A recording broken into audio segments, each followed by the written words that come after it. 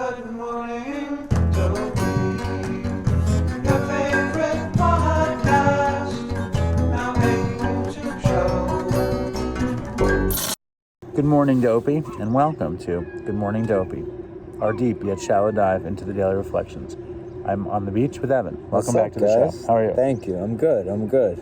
Look, and Evan was recently on the show. At this point, it would be last week.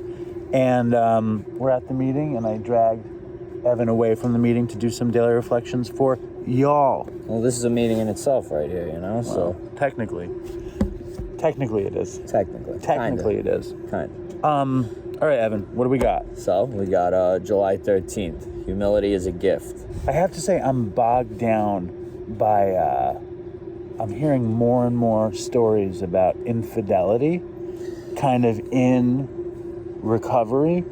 And it's like, I don't know. It's like, I know this woman who, you know, she's an AA, she's an NA, she's an addict, she's an alcoholic, and she went out on fentanyl and crack, and she was like, well, I still have 3.5 years sober, though. I haven't had a drink.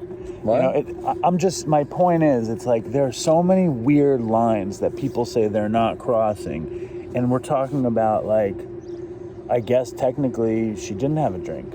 You know, we're talking about sober, we're talking about honest, we're talking, you know, it's like if you lie to your partner, how are you possibly doing the next right thing? No, 100%. You know, we've had this conversation, you know. For me, it's like, I'm trying my hardest, you know, and I've tried since coming into recovery to, like, be honest in all facets of my life, because it's not just, like, you know, I didn't just ruin my life by drinking and doing drugs. I ruined my life by doing, you know, not cheating, but other stuff, you know, that was bad too, that didn't involve alcohol and drugs. It was just screwing over the next person, or, you know, and I wanted to get away from living that life. But you know what? It's like, you know, with what you just said with the woman who didn't drink, you know, in one sense, it, like, my belief, you know, wants me to, like judge this person, right? But, like, who am I to judge? No, she was joking. Oh, she was joking? She was joking. Okay. She was like, I could still say I have 3.5 years.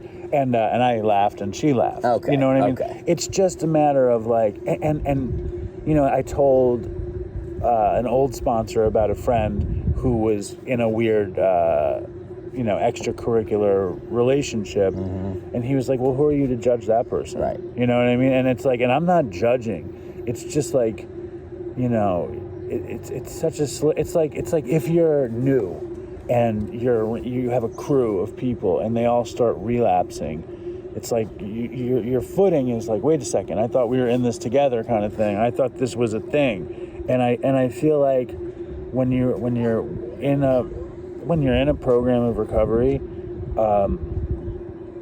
you know, honesty is incredibly important, but it's like you need to be shored up in your honesty. You can't be that invested in someone else's. Exactly. And you know my stories. Like, I came in with a crew of people, you know, who, you know, fell off kind of one by one, but I needed to be doing my thing, you know, and having my own separate sponsor and branching out a little bit. I didn't close myself off to just, you know, that particular group of people that I came in with. You know, like, I talked to you, I talked to my sponsor, I talked to, you know, a few other people, and I kind of, you know, bolstered my support group with as much people as I possibly could. But it's difficult for a lot of people, I think, early on, you know, because you get all different types of people. Some people are introverts, you know, some people, you know, struggle to go up to people and say what's up, and they're not going to do that, you know, they're going to. But the nice thing also is, like, there's people who will go up to you, you know, if you stay open-minded to it. But at first it could be like, who is this weird old guy coming up to me, like, trying to befriend me, you know? Wait, is that me? Am I the weird old guy? No, well, a little bit.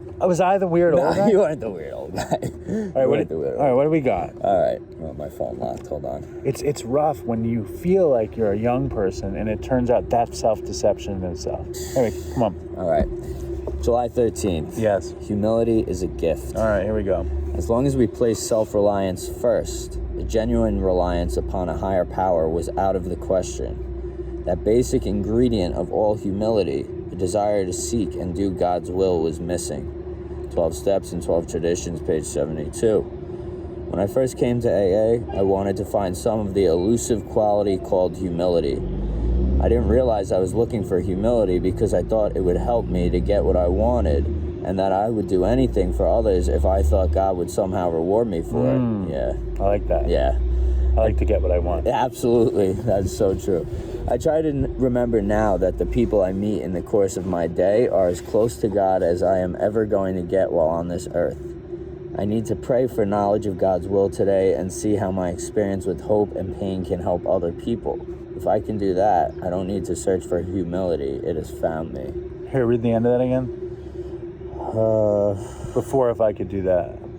I got distracted. I need to pray for knowledge of God's will today and see how my experience with hope and pain can help other people. If I can do that, I don't need to search for humility. It has found me. I like that.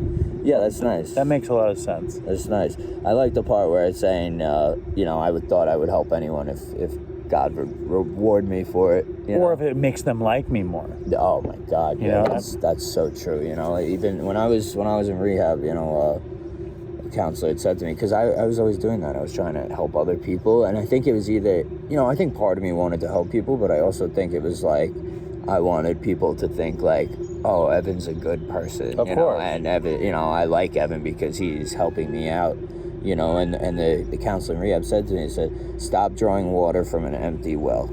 You have no water to give in your well, and you're trying and you're trying to give people water. And I was like, holy shit, you're right. She was like, and it was like a diversion from looking at me. It's like I'm gonna help other people because it stops me from looking at my shit and how fucked up I am. But the thing is, for me, it's like, she's right.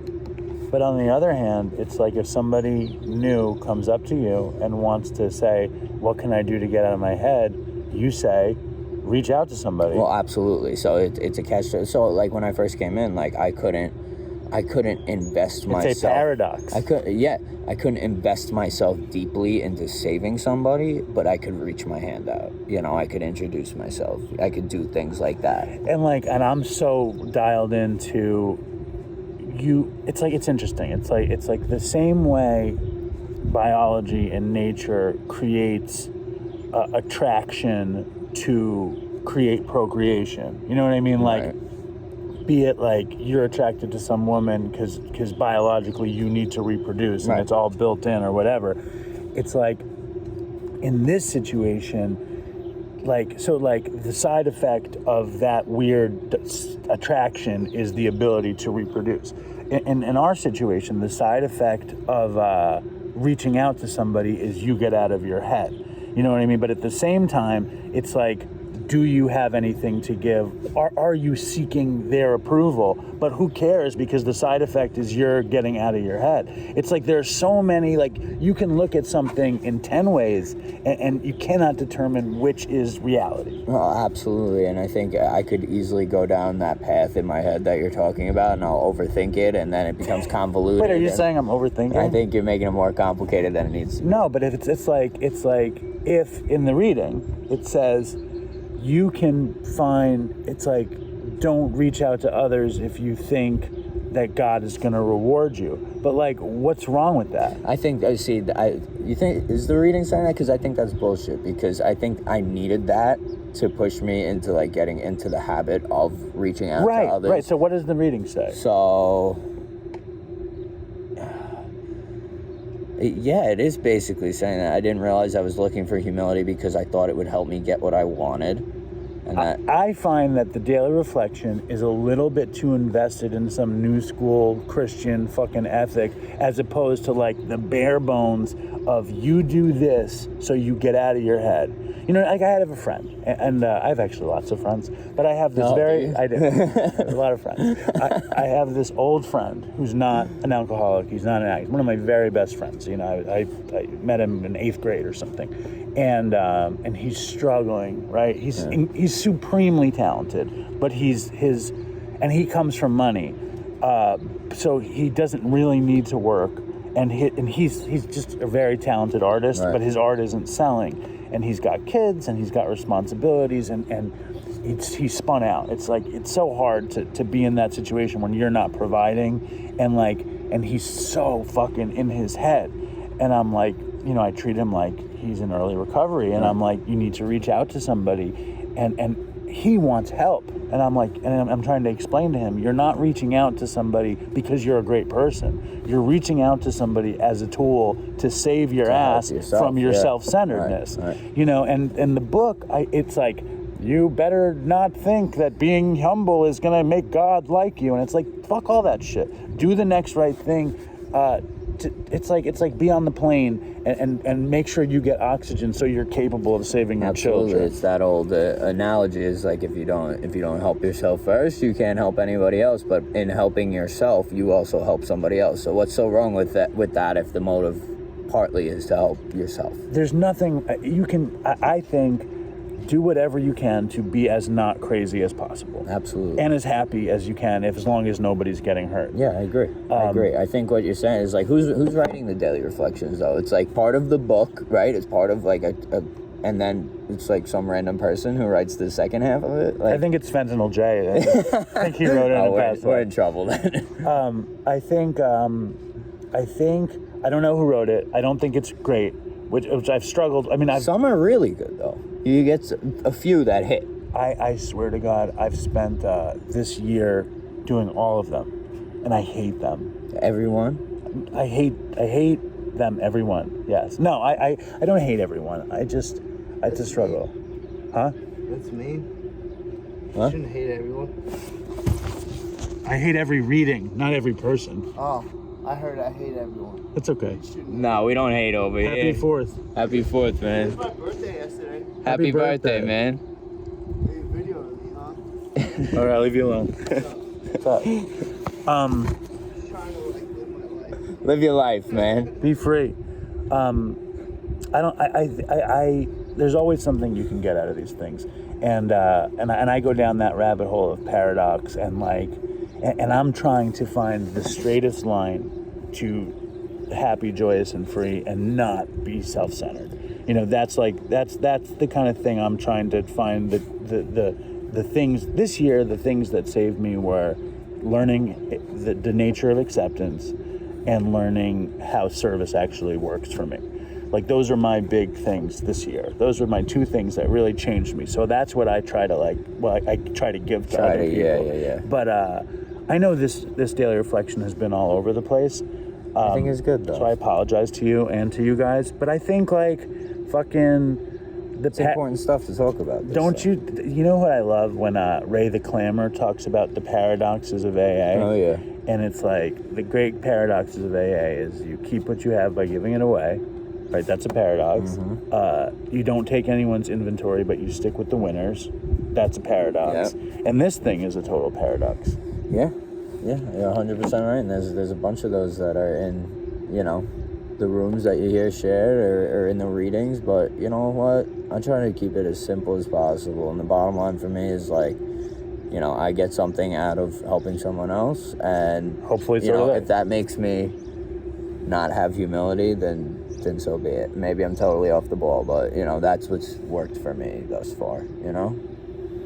Yeah, I mean, you've accused me in the past, or you haven't accused me. You've questioned my ability to have humility around Dopey, and I think I just hate myself so deeply that the humility is like it's a kind of natural piece. Well, I think the only reason I question you about that is because I know how I feel like that would just get to my head. I'd be like obsessed with it in a sense. I respect you for it not. No. It's strictly the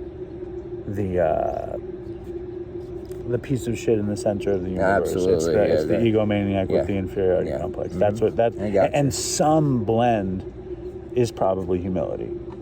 It's in there somehow. Maybe not. I think if you've been in this program, and you're doing what you've been doing, it's definitely a piece of it, is that humility. But it's a blend of all of it. It's a balance. Everything's a balance. All right, should we go back to the meeting? Yeah, why not? Stay strong, Dopey Nation. Peace out, Dopey Nation. Fucking toodles for Chris. Toodles for Chris. Dopey, I'm face down on the floor. Dopey, please sir, can I have some more?